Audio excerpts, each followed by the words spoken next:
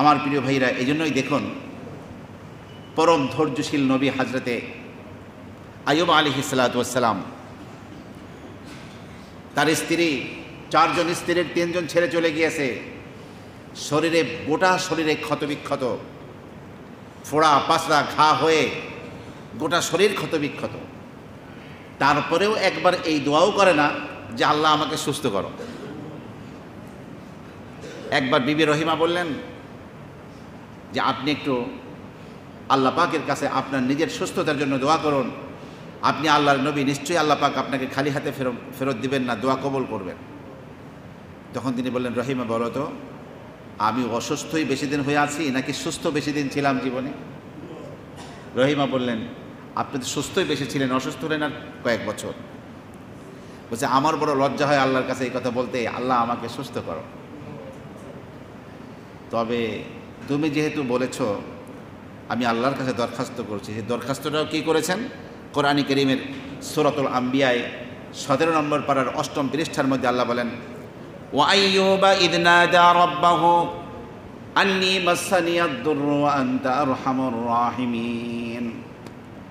হযরত আইয়ুব তার রবকে ডাক দিয়ে বললেন, রব্বি আন্নী মাসসানিয়াদ দুর, হে আমার রব, এই কষ্ট বেদনা আমাকে পেয়ে বসেছে আল্লাহ, তুমি সর্বশ্রেষ্ঠ দয়ালু, তাও বলে না আমাকে সুস্থ করো।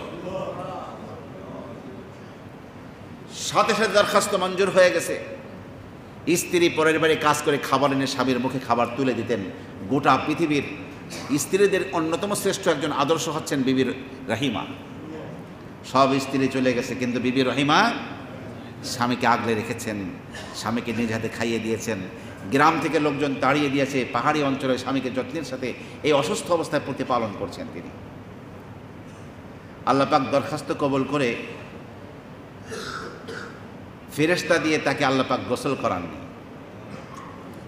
আল্লাহ বললেন, উরকুদ বিরিজলিক, আইয়ুব তোমার পা দিয়ে জমিনের মধ্যে মৃদু আঘাত করো, সেখান থেকে পানি যে বের হবে, হাদা বারিদুন হাদা মুগতাসালুন বারিদুন ওয়া শারাব, এটা তোমার গোসলের পানি, তোমার খাওয়ার পানি এটা। অর্থাৎ এই পানি দিয়ে তুমি কি করবে? গোসল করবে, পানি পান করবে। আইয়ুব আলাইহিস সালাতু ওয়াস সালাম আল্লাহ পাকের নির্দেশে সেই পানি দিয়ে শরীরে ঢালছিলেন। যেখানে পানি লেগে যাচ্ছিল, নতুন চামড়া গজিয়ে পূর্ণ সুস্থ হয়ে গেলেন। অঞ্জলে ভরে পানি পান করলেন।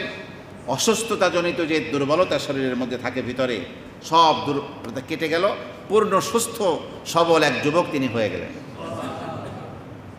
এখন ঘা পাসরার উপরে যে জামা, এটা তো সুস্থ হওয়ার পরে আর সেই জামা তো পরা যাবে না। এখন ভালো জামা তিনি কই পাবেন? আল্লাহ পাক উপস্থিত প্রয়োজনের খাতিরে জিবরিল আমিনকে দিয়ে 1 সেট বেহেশতি পোশাক হযরত আইয়ুবের জন্য পাঠিয়ে দিলেন। বেহেশতি পোশাক তো বেহেশতি পোশাক, গোটা পৃথিবী বিক্রি করলে 1 সেট বেহেশতি পোশাকের দাম দেওয়া যাবে না। কোন দুনিয়ার পাগল হইলাম আমরা? আমার প্রিয় ভাইরা, এই কাহিনী অনেক দীর্ঘ। আইয়ুব আলাইহিস সালাতু ওয়াস সালামকে আল্লাহ পাক ইচ্ছে করলে জিবরাইল ফেরেশতাকে দিয়ে জান্নাতি পানি দিয়ে তাকে সুস্থ করতে পারতেন গোসল করিয়ে, কিন্তু না, সেখানেও আল্লাহ পাক দুনিয়ার মানুষকে বোঝাবার জন্য আল্লাহ হযরত আইয়ুবকে নির্দেশ দিয়েছেন যে উরকুদ বিরিজলিক, তোমার পা দিয়ে আঘাত করো জমিনে। দুনিয়া দারুল আসবাব, দুনিয়া উপায় অবলম্বন করার জায়গা। ব্যবস্থা আল্লাহ করবেন, কিন্তু উপায় অবলম্বন করতে হবে। হযরত মারিয়াম, তার নামে কোরআনে কারিমে একটা সূরাই আছে। কোরআনে মারিয়াম ছাড়া কোনো মহিলার নামে আর কারো নাম নাই কোরআন শরীফে। 16 পারায় সূরায়ে কাহাফের পরে সূরায়ে মারিয়াম, হযরত ঈসা আলাইহিস সালাতু ওয়াস সালামের জন্মের পূর্ণ বৃত্তান্ত আল্লাহ সুবহানাহু ওয়া তাআলা এই সূরার মধ্যে আল্লাহ পাক বলে দিয়েছেন। সেখানে হযরত মারিয়াম আল্লাহ পাকের কুদরতে পুরুষের মাধ্যম ছাড়া কোনো নারীর গর্ভে যে সন্তান হতে পারে আল্লাহ পাক সৃষ্টি করতে সক্ষম, সেজন্য গোটা পৃথিবীর নারীদের মধ্যে আল্লাহ পাক হযরত মারিয়ামকে বাছাই করে নিলেন। আমার প্রিয় ভাইরা, যখন গর্ভে বাচ্চা হলো, হযরত জিবরিল তার বুকে ফু দিয়েছিলেন। গর্ভে বাচ্চা আসলো। বাচ্চা প্রসবের সময় লোক লজ্জার ভয়ে বাইতুল লাহাম নামক এক ফিলিস্তিনের টিলার উপরে তিনি চলে গেলেন। সাথে কেউ নাই,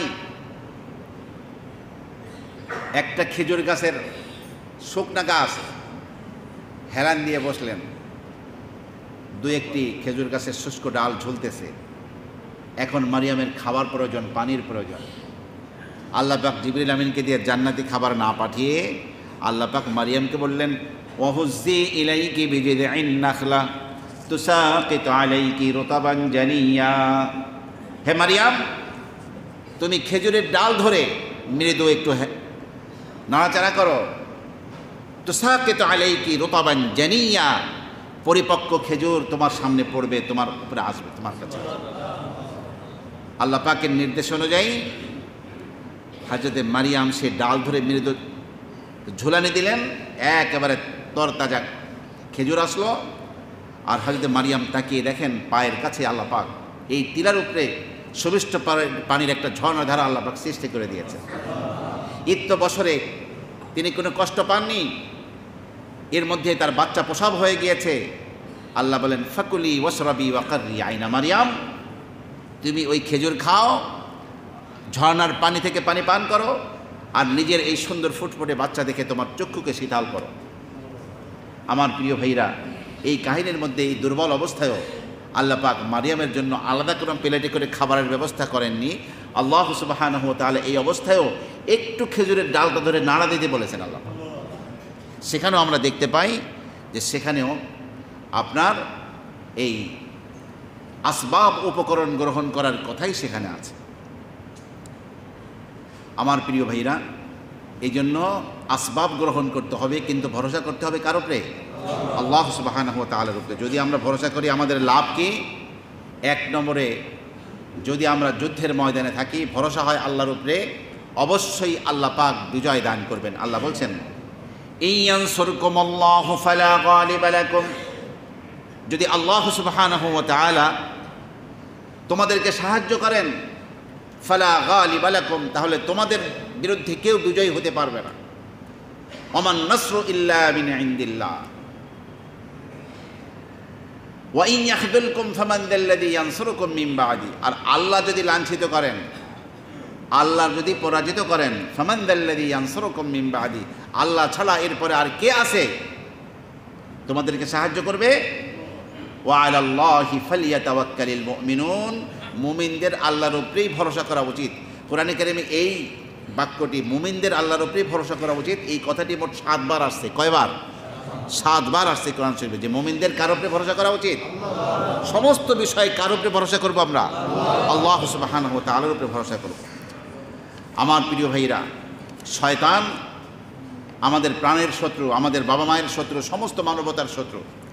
এই শয়তানের কারসাজি থেকে, শয়তানের ধোঁকা থেকে বাঁচার জন্য ব্যবস্থা হলো আল্লাহর উপরে ভরসা করা। আল্লাহ বলছেন, ইন্নাহু লাইসা লাহু সুলতানুন আলাল্লাযীনা আমানু ওয়া আলা রাব্বিহিম ইয়াতাওয়াক্কালুন।